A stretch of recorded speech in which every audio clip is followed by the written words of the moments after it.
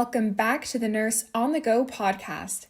In today's episode, I will be discussing how you can rock clinicals.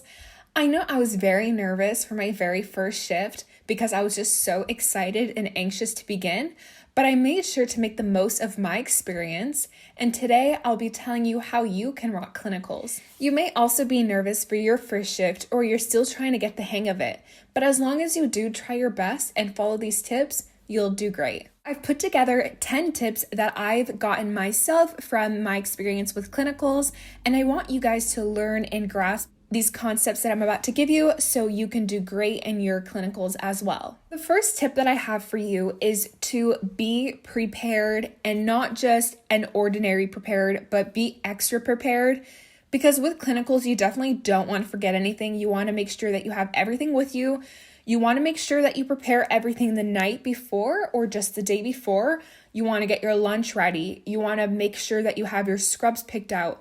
You want to make sure that you have your clinical bag packed with everything that you need, such as your papers, pens, your stethoscope. For nursing school, I got the Littmann Classic 3, and I bring that same stethoscope with me.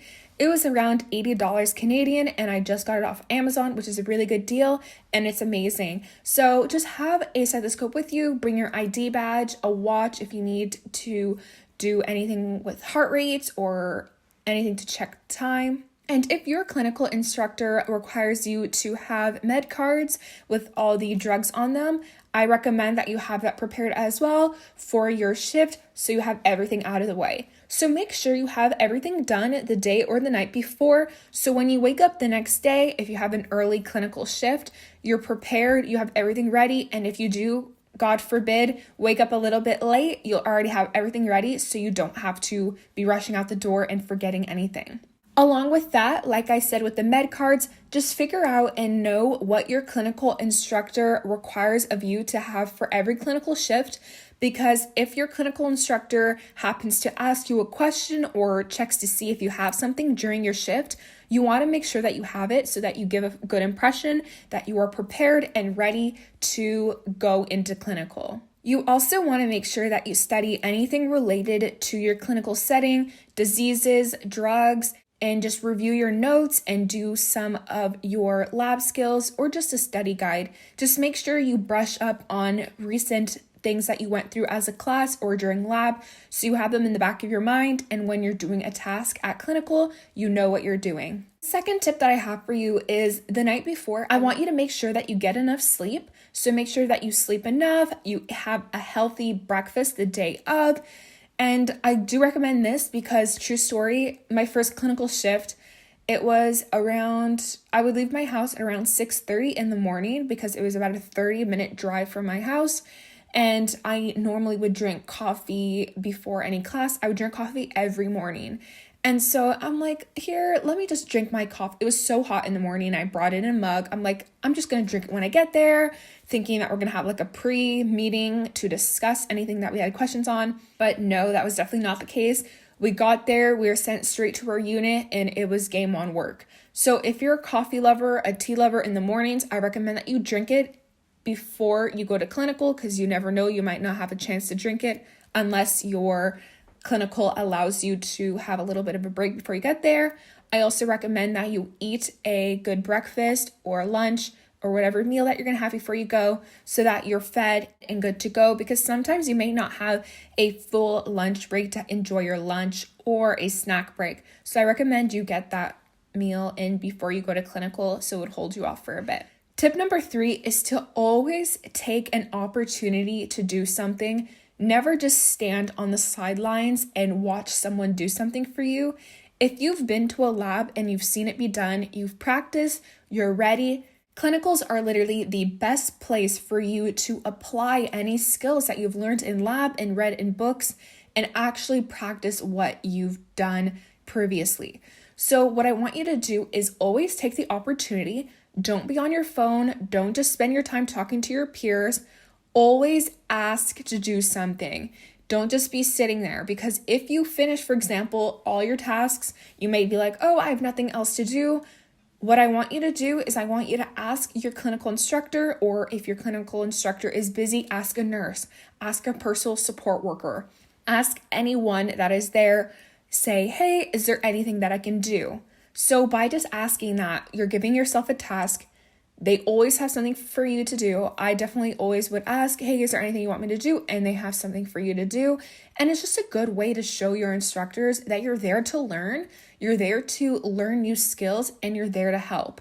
So that's a great way to get your hands on different things, learn new skills, because if you wouldn't have done that, you would have just gotten 0 skills that day versus learning a lot new things that you might have not even thought about doing. Tip number 4 is to focus on what you really need to be doing. When you go to clinical, I want you to have a goal in mind, such as what you've done in lab, what you read in your textbooks and have taken notes up to date. Go into clinical, practice your communication with patients, practice your basic tasks, such as checking someone's blood glucose if they require it, aiding a patient to feed, aiding a patient to take a bed bath. Just any basic tasks that you need to know as a nurse going into nursing school. So once you lay that foundation in that clinical, you can move on and learn more complex tasks in your future clinicals and not just be wasting your time in things that you could have learned in your very first clinical. Along with that, I know with every clinical, they can be specific. So I want you to really grasp what is a specific concept of this unit, and I want to learn, what do I want to learn from that unit? So if you're in a labor and delivery clinical during that term, not only do I want you to focus on basic tasks and focus on things that you've learned in lab so that you can apply them and learn them hands-on, but I also want you to think, oh, what is something that I can learn in labor and delivery that I won't learn in, let's say, mental health or med-surg, such as checking the mother's blood pressure and saying to yourself, what is a blood pressure for someone who is pregnant, going into labor? What do I expect for their blood glucose to be? What do I expect their heart rate to be? Just things like that that you have to know just in case you will not have the opportunity to go into labor and delivery again, and you still got that experience while you were there. Tip number 5 is a very important tip that I have for you. And what it is if you've done something multiple times in your clinical, and for example, if you have a clinical instructor and they said, hey, Samantha, could you go get everyone's vital signs on this unit? And you're with your peer and your peer is already done their tasks and you've done half the unit so far.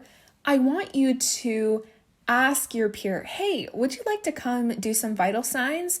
And share those tasks with your peer. The reason why I say this is because when you become a nurse one day, it is all about interdisciplinary, which means that it involves many different health professionals. You're going to be working with other nurses, you're going to be working with doctors, you're going to be working with physiotherapists, etc. And so I want you to get into that atmosphere of sharing with your peers. And I want you to know that you're all becoming nurses one day. No one is going to be further accelerated than the other.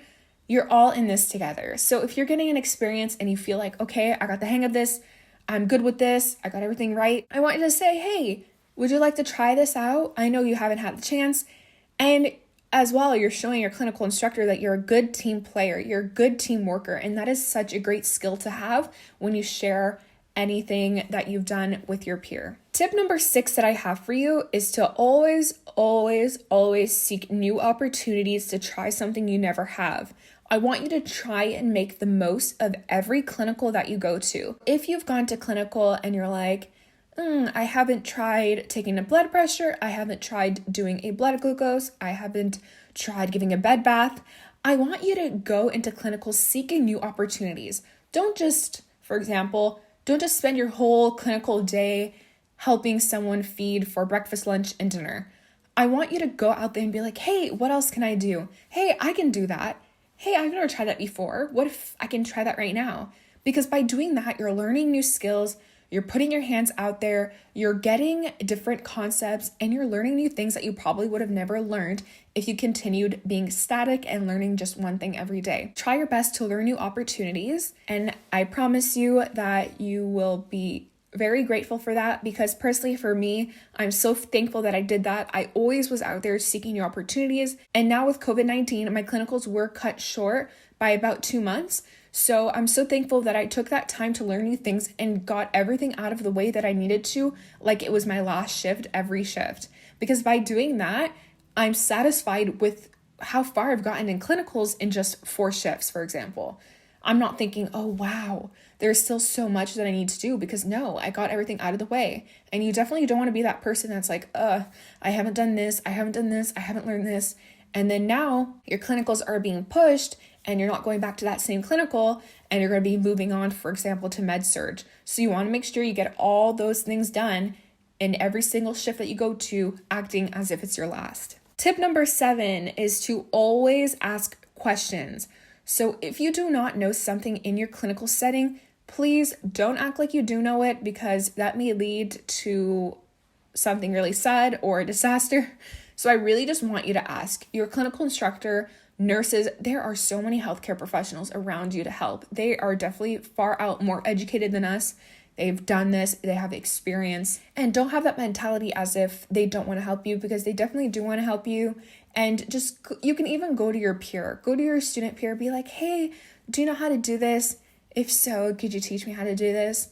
Because we're all here to help each other. And at the end of the day, you're there to learn and the nurses are there to teach, and your clinical instructor is there to help you out. So always ask questions whenever you are stuck on something or you just need some help. Tip number 8 is to get as much information as you can from your head to toe assessment, as well as any other assessment that you do, such as vital signs for your patients, so that you have enough information for your care plan and charting. So by doing your head to toe assessments, as soon as you get there and you start checking every single system in their body and you write it all down and you have it down pat, you're able to work on your care plan, which is your end of semester, kind of like your big final project for clinicals. So you have to have that care plan ready for your resident or your patient. So I recommend that you gather little information day by day that you're at clinical. So maybe that you're not just doing a whole head to toe in one day and kind of bombard your patient with so many assessments.